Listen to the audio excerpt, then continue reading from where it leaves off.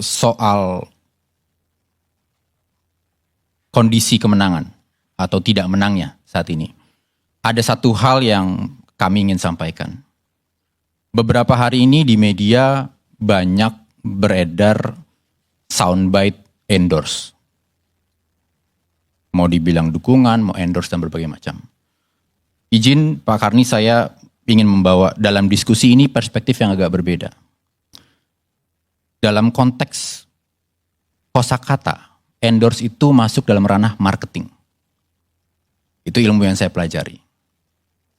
Nah, urusan endorse ini kita harus agak hati-hati bahasnya. Kita bukan bahas endorse gaya G-Dragon makan soba terus restoran tiba-tiba mahal. Saya nggak tahu nih, mudah-mudahan pada tahu siapa G-Dragon kok di sini. Yang kita bahas yang kita tidak setujui adalah ada endorse bayangkan gini, di pasar ada dua produk sampo. Sampo A dan sampo B. Sampo A mendapat endorse dari seorang selebriti. Tetapi pada saat orang mau membeli sampo itu harus ke supermarket. Bayangkan di supermarket itu ada petugas di supermarket itu yang mengatur supaya yang muncul di supermarketnya hanya sampo A. Sampo B-nya entah ditaruh di belakang nggak kelihatan, ditaruh di gudang. Petugas supermarketnya juga mengendorse si sampo A ini supaya itulah yang disukai oleh para calon pembeli. Sampo B-nya ditaruh di gudang, dijelek-jelekan. Dan sales promotion dari sampo B tidak boleh masuk supermarket itu sama sekali. Jadi kalau bicara soal endorse yang tidak kita inginkan adalah endorse yang seperti itu. Ini yang menurut saya beberapa hari ini kami dari PDI Perjuangan melihat alur pembicaraan. Endorse itu bukan sembarang endorse ngomong. Bukan, itu marketing. Tetapi kalau endorse-nya hanya jadi kamuflase dari bawah, point of sales-nya sendiri sudah diatur. Itu yang PDI Perjuangan tidak setuju.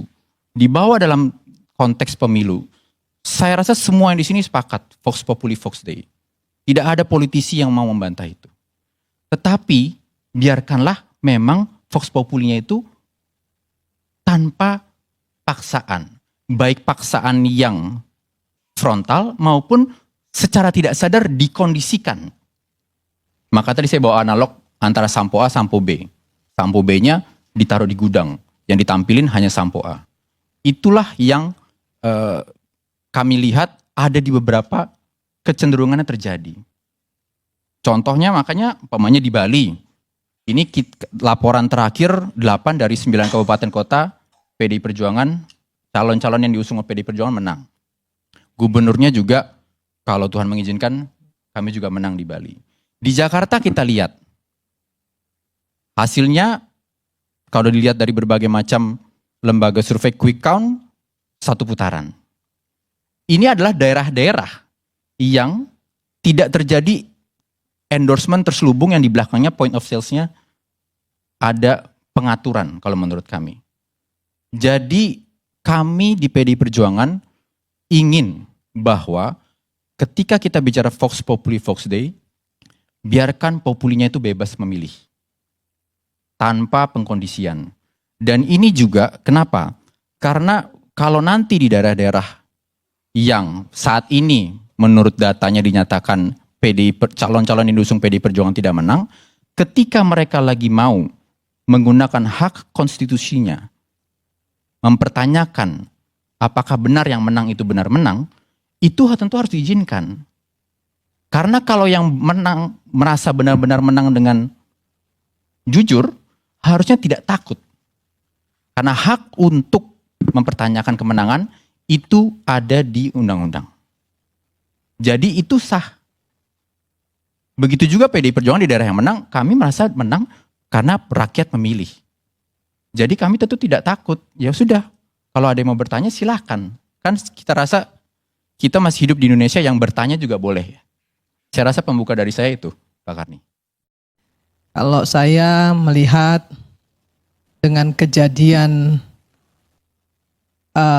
hari ini, ya pilkada DKI yang begitu lancar, baik, kata-kata yang ingin saya keluarkan pertama-tama adalah nggak benar kalau selama ini ada yang bilang bahwa pemerintah ikut campur atau karena bansos atau karena kecurangan. Kenapa? Kalau pemerintah atau karena bansos, karena yang lain-lain itu menjadi satu tolok ukur untuk sesatu calon bisa menang, pasti RK sama Suswono menang. Itu yang pertama. Artinya memang kehendak rakyat, memang rakyat memilih. Rakyat memilih orang yang memang dianggap mampu dan mau, bisa mereka andalkan. Itu harus saya akui, harus kita akui semua. Yang kedua, kalau soal endorse, mohon maaf, kita sama-sama tahu semua pihak juga punya endorsement. Dan saya juga banyak melihat di TikTok, di media sosial gitu ya, semuanya juga mengeluarkan bansos, mengeluarkan seserahan lah gitu ya kepada masyarakat. Yang namanya sembako, dua pihak juga sama mengeluarkan hal yang sama. Dan itu terjadi biasa di seluruh Indonesia menurut saya. Termasuk di dapil saya sendiri. Dapil saya sendiri kebetulan alhamdulillah Herman Deru Ciujang dari Nasdem, PSI dan Demokrat, kita menang 70%. Menang loh. Kalah itu yang namanya endorse-nya Gerindra sama Golkar. Ya kan? Artinya nggak terbukti dong yang namanya kecurangan pakai bansos dan lain sebagainya. Menang kok kita. Dan kita juga nggak sama mereka. Apa yang mereka perbuat ya kita perbuat. Jadi kita juga nggak usah jualan-jualan lagi lah yang namanya adu domba, fitnah. Itu udah cukup lah untuk bisa membuat Indonesia ini acak-acakan. Kalau endorse, kita bisa lihat Trump juga mengendorse Elon Musk. Ya, berapa banyak itu yang di-endorse oleh Trump untuk bisa menang. Menurut saya itu sah-sah saja, nggak perlu diperdebatkan soal endorse-mengendorse. Nah, kebetulan PDIP mengendorse Anies Baswedan. Yang kita tahu memang di Jakarta ini Anies menang. Anies punya banyak pendukung. Nah, persoalannya apa? Kenapa kok bisa sekarang ini 39 apa 4? Ya kita Kim Plus ini kalahnya sampai hari ini ya, sampai detik ini masih 10%-an bedanya. Itu karena strategi. Karena betul-betul strategi dan bagaimana calon bisa meyakinkan masyarakat. Bagaimana Rano Karno yang punya banyak fans, gak ada yang gak kenal sama Sidul, walaupun dia bukan orang Betawi. Bapaknya Padang, ibunya Jawa Tengah, bukan Betawi loh bang, ibunya Jawa Tengah loh, ya. Tapi ternyata dia bisa memenangkan konsentrasi politik yang demikian keras di Jakarta ini, ya. Kalau saya terus terang saya mengapresiasi itu. Jadi kalau kalah ya kalah lah gitu. Kalau menang ya memang menang. Nggak perlu kita bilang kalau menang orang lain dibilang curang. Tapi kalau kita yang menang, kita nggak bilang orang lain kita ya nggak bilang yang lain yang curang gitu. Jadi dalam kontestasi politik itu soal kecurangan, soal endorsement itu bukan cuma di Indonesia aja, di seluruh dunia itu ada. Sekarang yang paling penting itu apa? Ketika kita ingin memenangkan satu kontestasi, strategi politik seperti apa? Keren kan Rano Karno sama Mas Pram bisa menang? Dan saya mengapresiasi tentunya. Nasdem mengapresiasi. Kalau memang mereka nanti menang, kita apresiasi, kita dukung. Tapi sampai hari ini kan kita tahu hitungannya belum selesai. Bisa saja terjadi nanti 2 putaran. Nah, ketika nanti 2 putaran, tentunya kesalahan-kesalahan yang dilakukan oleh calonnya Kim Plus ini ya harus diperbaiki. Dan mereka harus tahu di mana kesalahannya, apa yang mereka harus perbuat untuk bisa memenangkan kontestasi 2 putaran, ya harus dilakukan oleh Kim Plus. Kita lihat Bali misalnya. Bali itu kandang banteng. Tapi di Pilpres kalah banteng.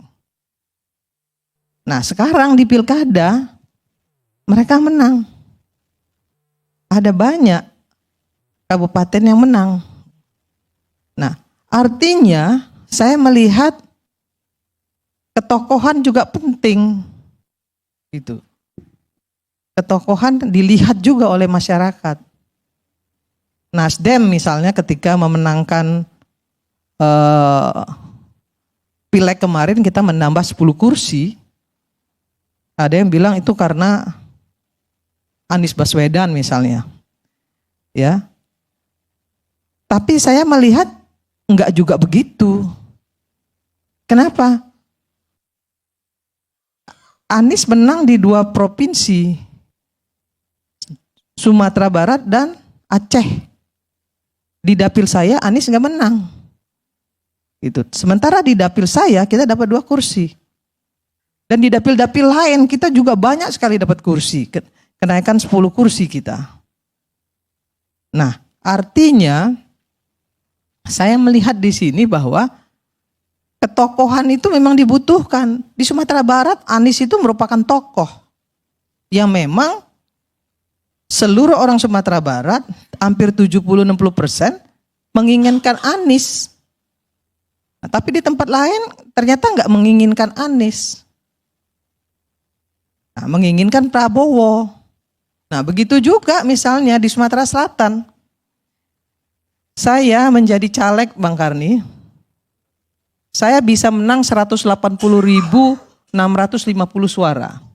Mengalahkan yang namanya anak gubernur. 160.000 dan itu nggak gampang, luar biasa pertarungannya. Sumsel, itu nggak gampang. Lawan anak gubernur loh di bawah saya loh. Semua orang nggak ada yang yakin saya bisa menang. Tapi saya bisa buktikan bahwa saya mendapatkan suara tertinggi di dapil saya. Kenapa? Karena saya kerja. Saya turun 1 tahun sebelumnya. Kemudian saya bikin yang benar-benar strategi saya itu yang namanya saksi itu memang rapi. Saksinya rapi sehingga nggak bisa ada yang dicuri suara saya. Kalau ada permainan semua nggak ada yang nggak main. Sama Bang. Nggak ada partai yang nggak main, semua main. Saya nih saksi hidup masalahnya kalau orang nggak pernah nyalon. Ya, nggak pernah nyalek. Memang kalau ngomong tuh enteng gitu ya. Wah, begini, asumsi begini. Tapi coba nyalon, biar tahu bagaimana situasi beceknya lapangan itu seperti apa. Gitu. Nah, kita berharap dengan kontestasi yang ada hari ini di seluruh Indonesia, kalau saya dan kami di Nasdem pribadi, yang paling penting dari semuanya adalah kekalahan atau kemenangan itu jangan sampai merusak persatuan dan kesatuan bangsa. Cukup sudah.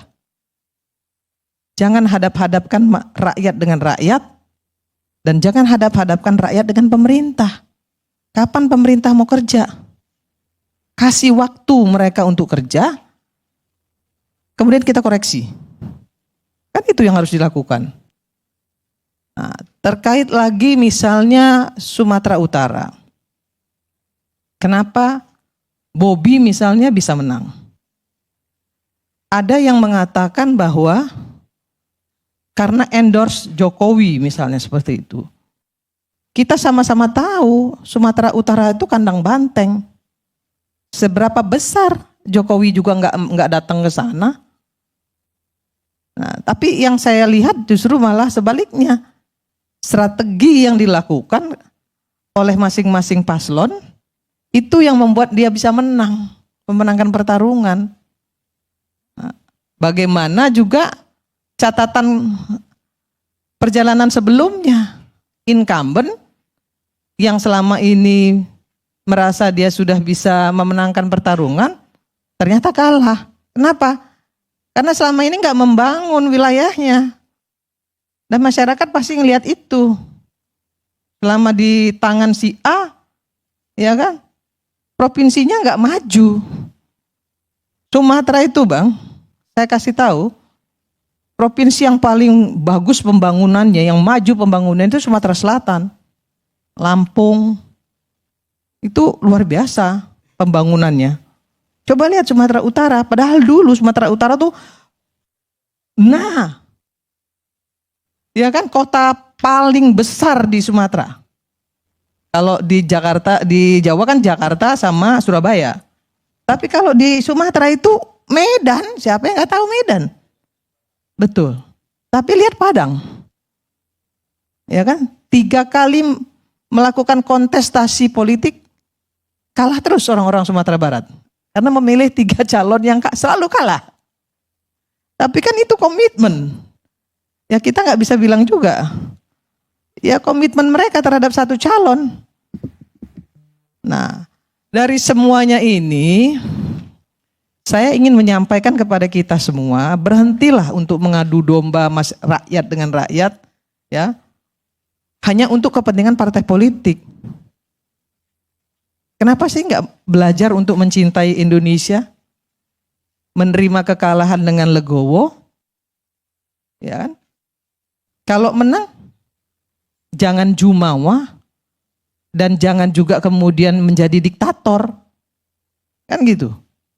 Maka kemudian kita semua harus menjadi kontrol sistem yang efektif terhadap pemerintah. Kontrol sistem itu nggak hanya dilakukan oleh DPR. Karena kita tahu DPR itu kan isinya partai politik. Ya. Sangat sulit melakukan kontrol sistem yang efektif melalui DPR. Karena semuanya kepanjangan tangan partai. Nah, siapa yang harus melakukan kontrol sistem yang efektif terhadap pemerintah? Ya kita semua. Tapi kalau kita hanya bicara satu orang, mengkultuskan satu orang saja, Prabowo saja, Jokowi saja, Anies saja misalnya, menurut saya Indonesia ini hancur. Kenapa? Karena nanti saling serang. Si A bilang Anies yang paling hebat, yang paling mampu, yang paling bisa. Si B bilang Prabowo dong. Si C bilang Jokowi masih yang paling hebat. Nggak ada selesainya Bang. Nah ini yang harus sama-sama kita pahami. Nah saya melihat ada tokoh-tokoh masyarakat, tokoh-tokoh politik hari ini yang ada hadir di sini juga. Kenapa kita nggak belajar untuk mencintai Indonesia secara sederhana? Kita lihat dong, ke depan mau jadi apa kita? Pertarungan nggak ada masalah, perbedaan politik wajar-wajar aja. Nasdem, begitu kita tahu bahwa MK memutuskan ini bisa maju, Pak Gibran bisa maju, dan kemudian kita bertarung habis-habisan. Jangan salah loh. Nasdem itu bertarung bukan cuma sekedar mendukung pakai kursi doang, tapi pakai duit juga. Di Pilpres kemarin, kita bertarung luar biasa. Tapi apa yang terjadi? Kalah. Nah, ketika kita kalah, Pak Surya bilang ke kita semua, ke kami semua di DPP, ya sudah, kita dukung yang menang. Kenapa kita dukung yang menang? Karena kita nggak mau terus-terusan ribut. Kapan pemerintah akan bekerja kalau kita ribut terus? Nggak ada gunanya. Kepentingan partai harus di atas. Kepentingan bangsa dan negara harus di atas kepentingan partai politik. Itu prinsip Nasdem. Maka dalam situasi pilkada DKI ini pun Nasdem berpikir hal yang sama. Kalau nanti Pram dan Rano yang menang, ya kita harus dukung dong. Kita harus dukung. Tapi kalau ternyata nanti 2 putaran, karena memang kami mendukung RK sama Suswono, tentunya kami juga akan tetap ikut berjuang juga di putaran kedua. Gitu. Kalau tadi dibilang ada sebagian orang-orang Nasdem yang memang tidak mendukung.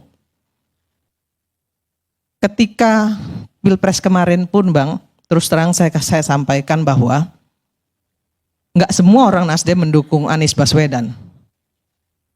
Nggak semua orang berani memasang foto Anies Baswedan. Ya, kenapa? Kalau di satu tempat, di satu wilayah, Anies tidak bisa dijual, kalau kita pasang foto Anies, kita bisa nggak jadi. Dan itu juga dilakukan kawan-kawan PDIP diam-diam. Jangan salah, saya tahu persis juga, kawan-kawan juga bicara. Takut juga mereka nggak menang. Misalnya Ganjar di tempat nggak bisa dijual, mereka juga banyak loh yang diam-diam nggak melakukan nggak memberikan supporting, itu diam-diam bersembunyilah istilahnya begitu dengan diam-diam. Karena mereka juga mau menang. Nah, ini apa ini namanya Dinda? Strategi politik. Nggak mau, jangan sampai ijitibeh. Ya, mati siji mati kabeh. Ya nggak gitu juga dalam politik. Gitu. Jadi nggak. Iya. Ya kita nggak boleh juga. Mati siji mati kabeh.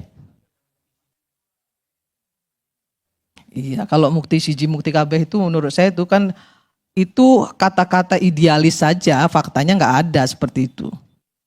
Itu bukan fakta, itu idiom. Ya, itu kata pujangga itu. Kalau fakta di lapangannya nggak ada seperti itu. Bukan, Bu. Mana ada orang yang mau, mohon maaf sebentar ya. Tadi kan saya belum, waktu Anda ngomong saya kan nggak ngomong kan. Nah, ya. Jadi menurut saya hal-hal seperti ini harus menjadi teladan bagi kita semua. Kalau nanti Pram sama Rano menang, yuk kita dukung. Tapi kalau misalnya terjadi 2 periode, tentu Kim Plus juga akan berusaha semaksimal mungkin untuk bisa memenangkan pertarungan. Gitu. Baik, Bu. Ini bukti bahwa, Bang Karni, bukti bahwa tidak ada kecurangan di Pilkada DKI. Artinya di seluruh Indonesia juga tidak ada kecurangan. Kenapa? Karena semua partai, karena semua calon punya saksi. Sama seperti yang saya lakukan. Dan itu saya sendiri mengalami. Nggak ada satupun suara yang bisa direbut orang karena saya betul-betul menjaga C1 plano saya. Ya, kalau itu dijaga, nggak akan ada orang yang bisa curi. Nah, itu saja mungkin Bang Karni. Terima kasih. Mudah-mudahan kita semua menyadari bahwa demi kepentingan Indonesia, ya kita janganlah ya hadap-hadapkan rakyat dengan rakyat dan hadap-hadapkan rakyat dengan pemerintah. Terima kasih.